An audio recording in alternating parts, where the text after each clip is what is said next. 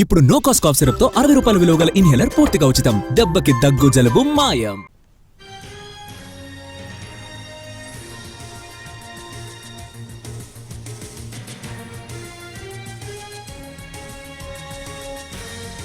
కేంద్ర కేబినెట్ లో కీలక నిర్ణయాలు తీసుకున్నారు. హైదరాబాద్ మెట్రోను ఎల్ఎన్టీ నుంచి పూర్తిగా స్వాధీనం చేసుకోవాలని మంత్రివర్గం నిర్ణయించింది. అలాగే తెలంగాణ వైద్య విధాన పరిషత్ ను డైరెక్టరేట్ ఆఫ్ సెకండరీ హెల్త్ గా మారుస్తూ నిర్ణయం తీసుకున్నారు. దీంతో టీవీవీపీ ఉద్యోగుల ప్రభుత్వం పరిధిలోకి రానున్నారు. ఇక కాంగ్రెస్ పార్టీ కార్యాలయాలకు ప్రతి జిల్లాలో భూ కేటాయింపులకు కేబినెట్ ఆమోదం తెలిపింది. ఖమ్మంలో టీటీడీకి 20 ఎకరాలు కేటాయించారు. అలాగే మహబూబాబాద్ జిల్లా గుమ్మడూరులో జేఎన్టీయూ కాలేజీ నిర్మాణానికి 70 ఎకరాలు కేటాయిస్తూ కేబినెట్ నిర్ణయం తీసుకుంది.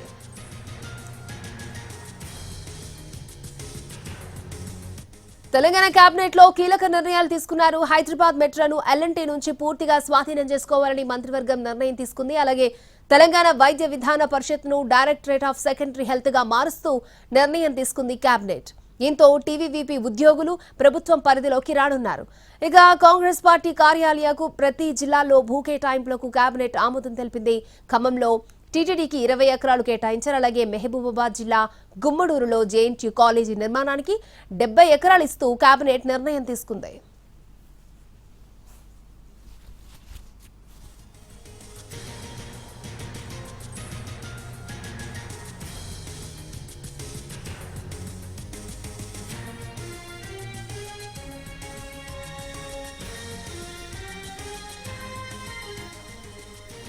తెలంగాణ కేబినెట్ కీలక నిర్ణయాలను తీసుకుంది. హైదరాబాద్ మెట్రోను ఎల్ఎన్టీ నుంచి స్వాధీనం చేసుకోవాలని కేబినెట్ నిర్ణయం తీసుకుంది. అలాగే పలు కీలక అంశాలపై కూడా నిర్ణయాలు తీసుకున్నట్టు తెలుస్తోంది. పూర్తి అప్డేట్స్ మా ప్రతినిధి సుధీర్ మనకు అందిస్తారు.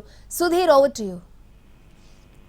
రాష్ట్ర కేబినెట్ సమావేశం గడిచిన 5 గంటలుగా ముఖ్యమంత్రి రేవంత్ రెడ్డి అధ్యక్షతన కొనసాగుతుంది. ఇందులో కీలక అంశాల మీద నిర్ణయం తీసుకోవడం జరిగింది. ప్రస్తుతం మార్చి 16వ తేదీ నుంచి 30వ తేదీ వరకు అసెంబ్లీ బడ్జెట్ సమావేశాలు నిర్వహించాలని చెప్పేసి కూడా నిర్ణయం తీసుకున్నారు. మార్చి 16వ తేదీన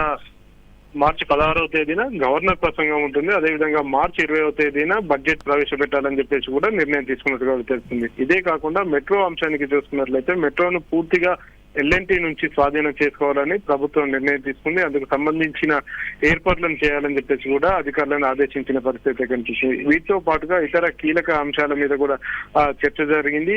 ఇప్పటి వరకు ఏదైతే టీబీవీపీ తెలంగాణ వైద్య విధాన పరిషత్ గా ఉన్న పేరును మార్చి డిఎస్సి అంటే director of secondary health DSH గా పేరును మారుస్తూ నిర్ణయం తీసుకోవడం జరిగింది. వీటితో పాటుగా కొన్ని పొలిటికల్ కు సంబంధించిన అంశాలు కూడా నిర్ణయం తీసుకున్నట్టు కూడా తెలుస్తుంది. తెలంగాణ రాష్ట్రంలో ఉన్న 33 జిల్లాలకు సంబంధించి కాంగ్రెస్ పార్టీకి భూముల కేటాయింపు చేయాలని చెప్పేసి కూడా నిర్ణయం తీసుకున్నట్టు కూడా తెలుస్తుంది. జిల్లాల్లో ఆ పార్టీకి భూముల కేటాయింపు చేస్తూ కూడా కాసేపటి క్రితం తెలంగాణ కేబినెట్ నిర్ణయం తీసుకుంది. ఇవే కాకుండా ఇరిగేషన్ అంశాలకు సంబంధించి చూసుకున్నట్లయితే ఇరిగేషన్ కు సంబంధించి ఇరిగేషన్ ప్రాజెక్టులను పూర్తి స్థాయిలో వేగవంతం చేయాలనే ఉద్దేశంతో ఎక్కడైతే భూసేకరణ ఇబ్బందికరంగా మారిందో అక్కడ భూసేకరణకు సంబంధించి తక్షణమే రైతులకు నష్టపరిహారాన్ని చెల్లించాలని చెప్పేసి రాష్ట్ర ప్రభుత్వం నిర్ణయం తీసుకున్నట్టుగా కూడా తెలుస్తుంది. అది త్వరలోనే సుమారు 4,000 కోట్ల రూపాయలను రైతులకు నష్టపరిహారంగా అందించాలని చెప్పేసి కూడా భావిస్తుంది. రాష్ట్రంలో వివిధ దశల్లో ఉన్న ప్రాజెక్టులు అవి పూర్తయితే వెంటనే ఆయకట్లకు నీరు అందించే అవకాశం ఉంటుంది కాబట్టి ఈ నిర్ణయం తీసుకున్నట్టుగా కూడా తెలుస్తుంది. ఇవే కాకుండా కేంద్ర ప్రభుత్వం చేపడుతున్న జనగణనకు సంబంధించి కూడా రాష్ట్ర ప్రభుత్వం ఇటీవల గడిచిన కొద్దిసేపటి క్రితం కూడా నిర్ణయం తీసుకుంది. ఇందులో దాదాపు 89,000 మంది ఎన్యూమరేటర్లు తెలంగాణ రాష్ట్ర వ్యాప్తంగా పాల్గొంటున్నారు. మొదటి విడతగా మే 11 నుంచి జూన్ 9 వరకు మొదటి విడత హౌస్ హోల్డింగ్ ఆపరేషన్ జరుగుతుంది. ఇందులో తెలంగాణ రాష్ట్ర ప్రభుత్వం నుంచి 89,000 మంది ఉద్యోగులు ఇందులో పార్టిసిపేట్ చేస్తారని చెప్పేసి కూడా రాష్ట్ర ప్రభుత్వం స్పష్టం చేసింది. అదేవిధంగా 2027 ఫిబ్రవరిలో 2వ దశ కొనసాగుతుంది జనగణనకు సంబంధించి.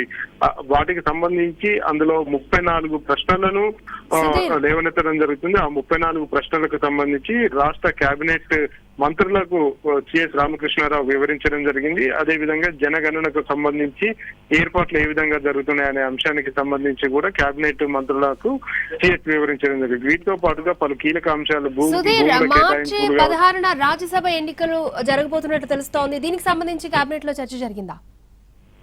రాష్ట్రంలో 2 రాజ్యసభ స్థానాలు ఖాళీ కానున్నాయి. ఏప్రిల్ నెలలో ఖాళీ కాబోతున్న రాజ్యసభ 2 స్థానాలకు సంబంధించి ఇప్పటికే ఈసీఐ నోటిఫికేషన్ జారీ చేసింది, షెడ్యూల్ జారీ చేసింది. అందులో భాగంగానే మార్చి 16వ తేదీన 2 స్థానాలకు సంబంధించి అవసరమైన పక్షంలో ఎన్నికలు జరుగుతాయి. లేని పక్షంలో ఏకగ్రీవం అయ్యే అవకాశాలు అయితే కనిపిస్తున్నాయి.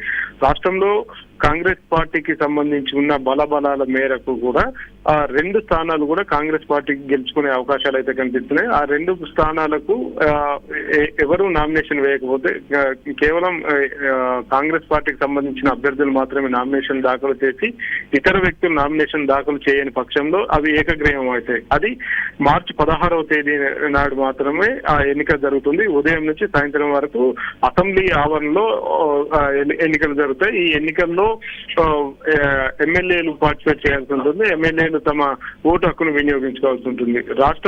రాష్ట్రంలో కాంగ్రెస్ పార్టీ అధికారంలో ఉంది కాబట్టి కాంగ్రెస్ పార్టీకి ఉన్న బలాల మేరకు చూసుకున్నట్లయితే ఆ 2 స్థానాలు కూడా కాంగ్రెస్ పార్టీకి వచ్చే అవకాశాలు అయితే కనిపిస్తున్నాయి. ఒకవేళ కాంగ్రెస్ పార్టీ 2 స్థానాలు దక్కించుకోలేని పక్షంలో మిత్రపక్షంగా ఉన్న ఎంఐఎం సహాయం కూడా తీసుకునే అవకాశాలు అయితే కనిపిస్తున్నాయి.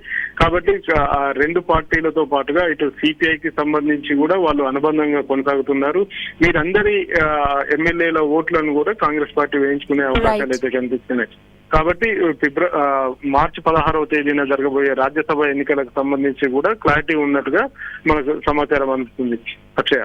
ఓకే సుధీర్.